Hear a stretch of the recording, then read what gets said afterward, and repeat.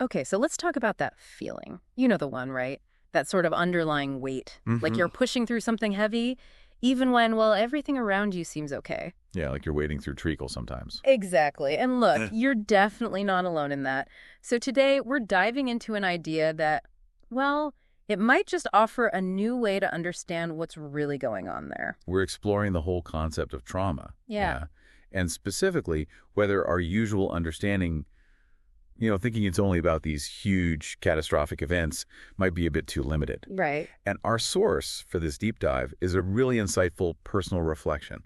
It's called The Weight We Carry: How I Learned to Stop Judging My Pain and Start Healing from the Inside Out. Yeah, I found it really powerful. It is. It's a really affecting look at how our bodies, our nervous systems, actually hold on to our experiences. Exactly. And this isn't really about detailing, massive dramatic traumas. Instead, the author shares her own journey, realizing that trauma isn't just those big, obvious events. It's something much more individual, and it's deeply connected to our physical selves, to our bodies.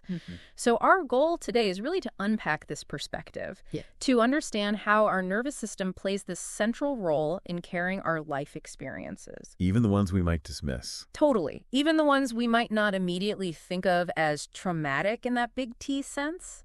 It's about potentially understanding why you might feel the way you do, even if you don't have a history of what we traditionally call trauma. And the author starts exactly there, describing her own initial understanding, which I think, honestly, will probably resonate with a lot of people listening. I think so, too. She thought of trauma as something reserved for people who'd gone through really extreme stuff, war, serious abuse, major disasters. The big things. The big, undeniable things. And she looked at her own life, what she calls a normal childhood, no obvious, life-shattering events. And yet, she still had this persistent feeling of just dragging herself through the day, just getting through. Right, that feeling. And here's where her understanding, and maybe ours too, takes a real turn. She starts to realize that this feeling, this carrying this sort of nameless weight, it wasn't necessarily about something overtly wrong happening in that conventional way. It was more about how her body, her nervous system specifically, had experienced her life. And that leads her to this really significant realization, a single sentence that just shifted everything for her. And it's such a core idea for our discussion today, isn't it? It really is. The sentence is, trauma is not what happens to you, it's how your nervous system experiences it. Wow. Yeah, just hearing it like that, it completely reframes things. Doesn't it? It moves us away from needing this checklist of bad enough things that have happened. Right, like you have to qualify. Exactly. Yeah. And instead, it focuses on our body's incredible capacity to, absorb and retain experiences, regardless of how significant they might seem intellectually, Yeah, logically you might think, oh, that wasn't a big deal, but your body might disagree. Precisely. So that feeling of heaviness, it isn't necessarily a sign that you're fundamentally broken or flawed, but maybe, just maybe, an indication that your body is holding on to experiences that haven't been fully processed, worked through. Okay, so that brings up a question then. How can our nervous systems experience the same event so differently, person to person? That's such a crucial point, because it's not one size fits all. Our individual histories, our genetics even, our support systems or lack thereof. Right. All these things influence how our nervous system interprets and responds. So what might feel completely overwhelming for one person might be manageable for someone else. Could be less impactful for another, yeah. And it's not because one person is stronger or weaker. That's not it at all. No. It's just that their nervous systems might have different baseline levels of regulation, different ways they've learned to cope based on everything that came before. That makes so much sense. It's about the internal landscape. Exactly. And the author then kind of drills down into how the seemingly little things, or even the absence of certain needs being met, can really shape that landscape, shape our nervous system over time. So not just bad things happening, but good things not happening. Precisely. She reflects on her childhood again, not one of abuse or neglect in the way we usually define it. Okay.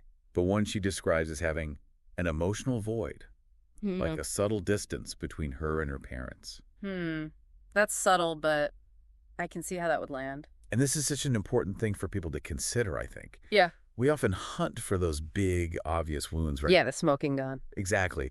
But sometimes it's these less visible experiences, like maybe a lack of consistent emotional safety Or maybe affection wasn't expressed very often. Or maybe your feelings just weren't really seen, acknowledged. Yes. All of that. These things can create this persistent underlying sense of unease within the nervous system. It can learn to be hypervigilant, always scanning for threats, even if there isn't a specific danger right there. So it's like the check engine light is always on, even if the car seems okay. That's a great analogy. Yeah. It learns to operate from this place of heightened alert because those fundamental needs for safety and connection weren't consistently met, even if it was in subtle ways. And that could feel like just always being slightly on edge, couldn't it? Without even knowing why. Absolutely. And because these experiences can feel less significant, maybe less dramatic on the surface, then it's really easy for us to just brush it off. Exactly. To dismiss and minimize our own pain. The author talks about her own internal dialogue, telling herself things like, oh, I should be over this by now. Or the classic, other people have it so much worse. Right. That comparison trap. It's like we create this internal hierarchy of suffering. Yeah. And we end up invalidating our own experiences if they don't seem to reach some imaginary threshold of visible hardship. It's like we're constantly judging our own feelings against this external scale, and it completely stops us from actually acknowledging what we did go through. It really does. You silence your own reality, and that just hinders any possibility of actually healing from it. So what happens then? These unprocessed things, they don't just vanish, right? No, not at all. And what's really interesting is how they can then surface, often years later in adulthood. The author gives examples of, seemingly minor triggers in the present. Like what? Like maybe a raised voice or a certain type of conversation or even just a particular look from someone. Okay.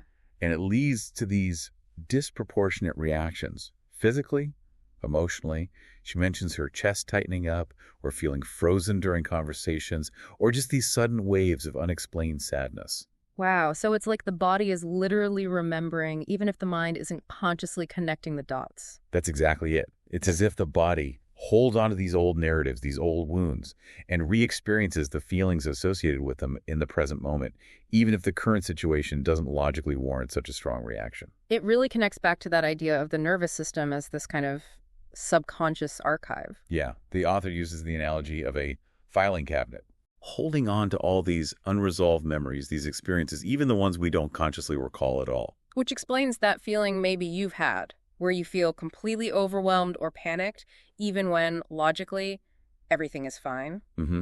That can be the body reacting to the cumulative effect, the residue of all these stored, unaddressed experiences.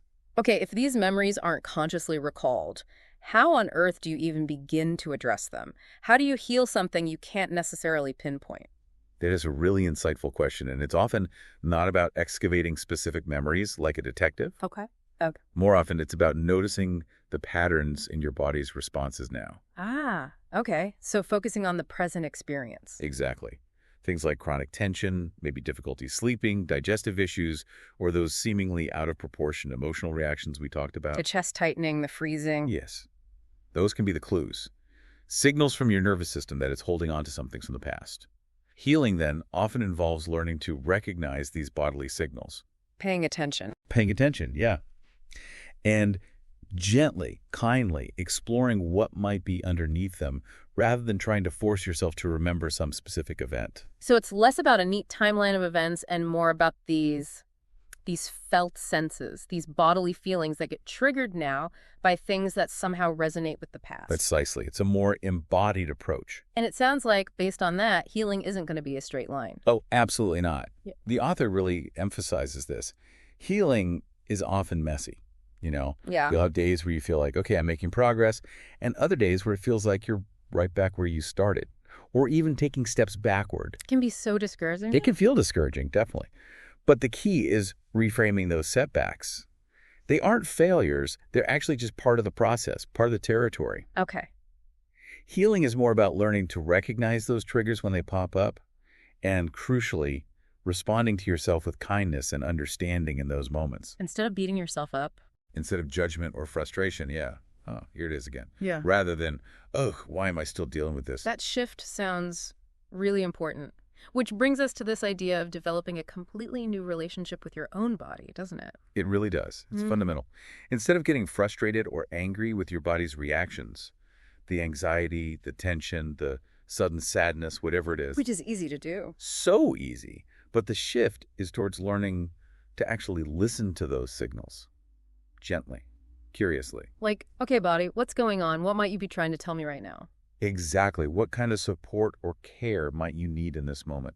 Maybe it's just pausing, taking a breath. Maybe it's stepping away from a situation. It's moving from judging the reaction to being curious about the message. Perfectly put. Shifting from judgment to curiosity and compassion towards your own physical experience, that's really core to the healing process described here. And it's about cultivating that sense of safety within yourself, isn't it? Yes, allowing yourself to feel whatever comes up without immediately needing to fix it or change it or push it away. Which is hard. It's very hard. It takes practice. But it's about offering yourself the same kind of tenderness and understanding that maybe wasn't consistently available in those past experiences that shaped the nervous system in the first place. And the author's message here feels so validating. Just reading it, it's like she's saying loud and clear, you don't need to justify your pain. Absolutely. You don't need to compare your experiences to anyone else's for your feelings to be real, for them to be valid. Mm-hmm. If something caused you pain, if it left an imprint on you, on your nervous system, then it matters. Period. Yeah. And it's okay to take the time you need. It really is. Take the time you need to heal in whatever way that looks like for you individually. There's no race here. No competition for who heals fastest or whose trauma was worse. That whole hierarchy just dissolves with this perspective. It really does. Healing isn't about reaching some state of perfection or finding a quick fix. It's much more about acknowledging the truth of your own unique experience and just granting yourself the space and, crucially, the self-compassion to navigate it all at your own rhythm. So if we were to sort of bring this all together, what's the main takeaway?